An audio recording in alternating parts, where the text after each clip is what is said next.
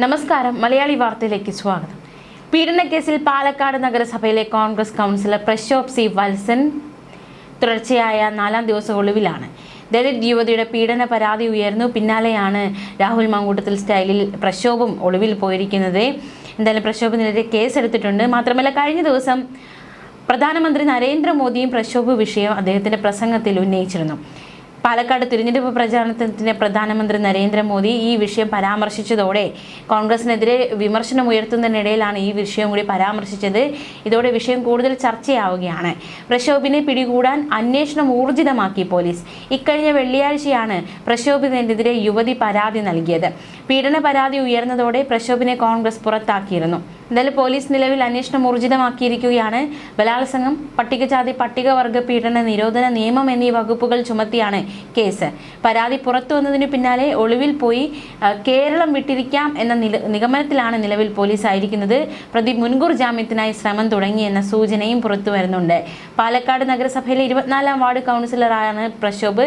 ജോലി വാഗ്ദാനം ചെയ്തു പരിചയപ്പെട്ട ശേഷം യുവതിയുടെ താമസ സ്ഥലത്തെത്തി പീഡിപ്പിച്ചെന്നാണ് പരാതി. ഉന്നത കോൺഗ്രസ് നേതാക്കളായ ഷാഫി പറമ്പിൽ, രാഹുൽ മാങ്കൂട്ടത്തിൽ എന്നിവരുമായുള്ള തന്റെ അടുത്ത ബന്ധം പറഞ്ഞ് പ്രശോഭ് ഭീഷണിപ്പെടുത്തിയതായും പാലക്കാട് സ്വദേശിയായ യുവതി ആരോപിക്കുന്നുണ്ട്. മുഖ്യമന്ത്രിക്ക് ജില്ലാ പോലീസ് മേധാവിക്ക് നൽകിയ പരാതിയുടെ അടിസ്ഥാനത്തിൽ പോലീസ് യുവതിയുടെ വിശദമായ മൊഴി രേഖപ്പെടുത്തിയിരിക്കുകയാണ്. BJP എന്തായാലും വിഷയം ഏറ്റെടുത്തു കഴിഞ്ഞു. കാരണം പ്രധാനമന്ത്രി അത് കഴിഞ്ഞ ദിവസം പറഞ്ഞതാണ്. അദ്ദേഹത്തിന്റെ പ്രസംഗത്തിലൂടെ CPM-ഉം ഈ ഒരു ലൈംഗിക പീഡന ആരോപണം രാഷ്ട്രീയ ആയുധമാക്കുകയാണ്. പ്രശോഭിന്റെ കോൺഗ്രസ് നേതൃത്വവുമായുള്ള ബന്ധം ഉയർത്തിക്കാട്ടിയാണ് ഇടതു മുന്നണിയുടെ പ്രചാരണം. എന്നാൽ വിഷയം ഗൗരവകരമായി എടുത്ത DCC നേതൃത്വം പ്രശോഭിനെ അടിയന്തരമായി പാർട്ടിയിൽ നിന്ന് പുറത്താക്കി. ധാർമ്മികതയുണ്ടെങ്കിൽ പ്രശോഭ് കൗൺസിലർ സ്ഥാനം രാജിവെക്കണമെന്നാണ് കോൺഗ്രസ് നിലപാട്.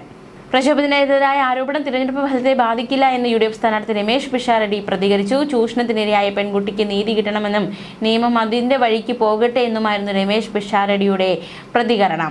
പ്രതിയെ പിടികൂടാൻ വൈകുന്നതിൽ പ്രതിഷേധിച്ച് വിവിധ സംഘടനകളും രംഗത്തെത്തിയിട്ടുണ്ട്.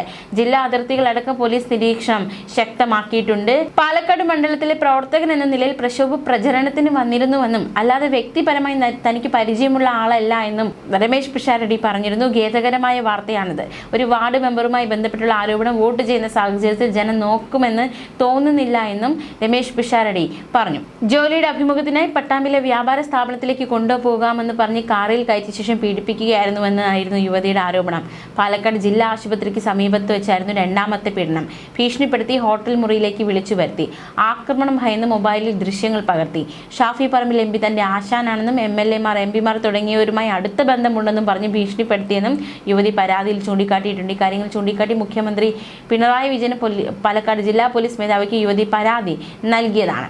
എന്തായാലും ഈ ഒരു ആരോപണം, അതായത് പ്രശോഭ് വത്സനെതിരെയുള്ളയും അതുപോലെ രാഹുൽ മാങ്കൂട്ടത്തിനെതിരെയുള്ള ആരോപണം കഴിഞ്ഞ ദിവസം പ്രധാനമന്ത്രി നരേന്ദ്രമോദി അദ്ദേഹത്തിൻ്റെ പ്രസംഗത്തിലൂടെ പരാമർശിച്ചിരുന്നു. കോൺഗ്രസിൻ്റെ മുഖം ഇതാണ്, സ്ത്രീകൾക്ക് വളരെയധികം ഭയക്കേണ്ട സാഹചര്യമാണ് കോൺഗ്രസിലുള്ളത് എന്നൊരു രാഷ്ട്രീയ വിമർശനമായിരുന്നു പ്രധാനമന്ത്രി നരേന്ദ്രമോദി നടത്തിയത്.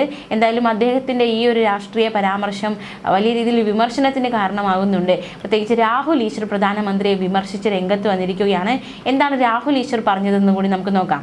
പാലക്കാട്ടെ തിരഞ്ഞെടുപ്പ് റാലിയിൽ രാഹുൽ മാങ്കൂട്ടത്തിലിനെ വിമർശിച്ച പ്രധാനമന്ത്രി നരേന്ദ്രമോദിക്കെതിരെയാണ് രാഹുൽ ഈശ്വർ വിമർശനവുമായി രംഗത്ത് വന്നിരിക്കുന്നത്. പാലക്കാട്ടെയും കേരളത്തിലെയും ജനങ്ങൾ രാഹുൽ മാങ്കൂട്ടത്തിനൊപ്പമാണെന്നും ഇത്തരം വാദങ്ങൾ അങ്ങേക്ക് ക്ഷീണമാണ് എന്നുമാണ് രാഹുൽ ഈശ്വർ ഫേസ്ബുക്കിൽ കുറിച്ചത്. അതായത് രാഹുൽ മാങ്കൂട്ടത്തെ പോലുള്ള MLA-മാർ ഈ ഒരു കോൺഗ്രസിലുണ്ട്, അത്തരത്തിലുള്ള നേതാക്കന്മാർ കോൺഗ്രസിലുണ്ട്, സ്ത്രീകൾക്കത് വലിയൊരു വെല്ലുവിളിയാണ് എന്ന രീതിയിലായിരുന്നു ഒരു രാഷ്ട്രീയ പരാമർശം പ്രധാനമന്ത്രി കഴിഞ്ഞ ദിവസം നടത്തിയത്. അതിന് മറുപടിയുമായിട്ടാണ് രാഹുൽ ഈശ്വർ രംഗത്ത് വന്നിരിക്കുന്നത്.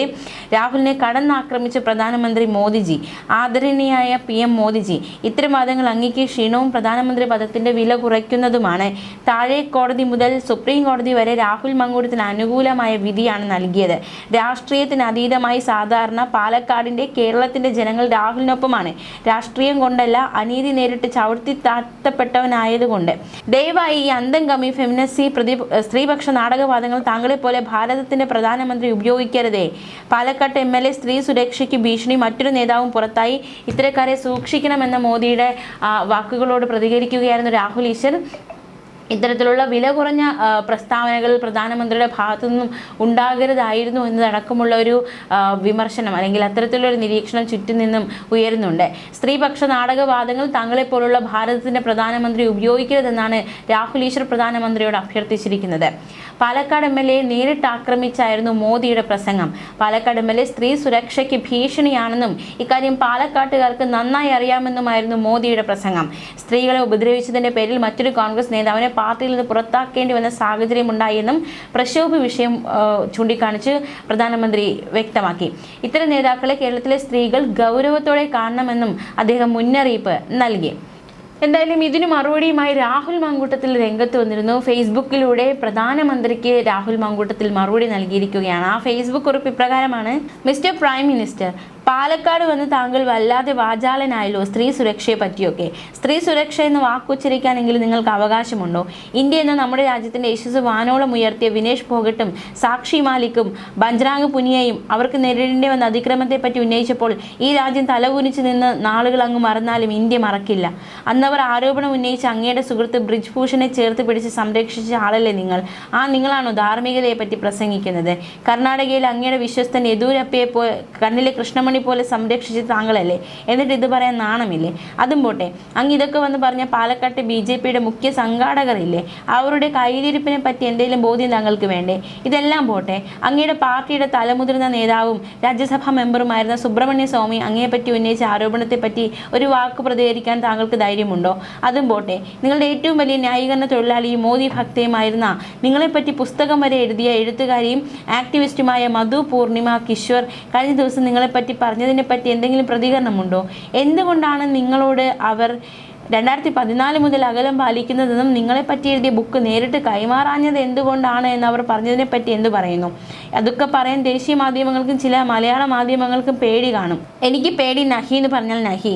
മോദി ആദ്യം ആപ്ക കണ്ണിലെ തൂമ്പ എടുക്കുകയോ പിന്നെ മേരാ കണ്ണിലുണ്ടെന്ന് ആരോപിക്കുന്ന കരട് എടുക്കുകയോ എന്നായിരുന്നു രാഹുൽ മാങ്കൂട്ടത്തിൻ്റെ മോദിക്കുള്ള മറുപടിയായി പ്രതികരിച്ചത്. അതിന് നിരവധി കമൻറ്റുകൾ നിറയുന്നുണ്ട്.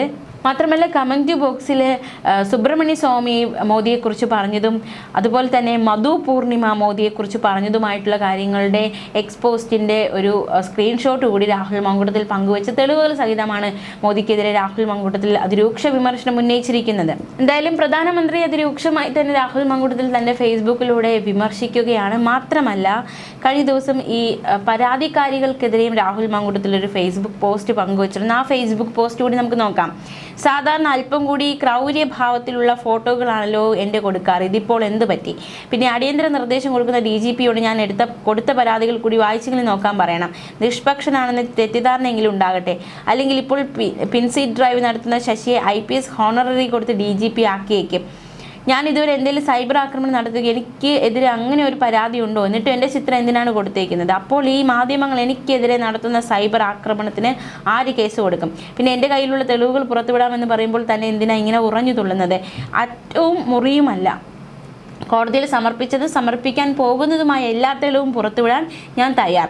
എന്താണ് സത്യമെന്ന് എല്ലാവരും അറിയട്ടെ. സത്യത്തെ ആരാണ് ഭയക്കുന്നത്? എനിക്ക് ഭയമില്ല എന്നായിരുന്നു രാഹുൽ മാങ്കൂട്ടത്തിൽ ഫേസ്ബുക്കിൽ കുറിച്ചത്.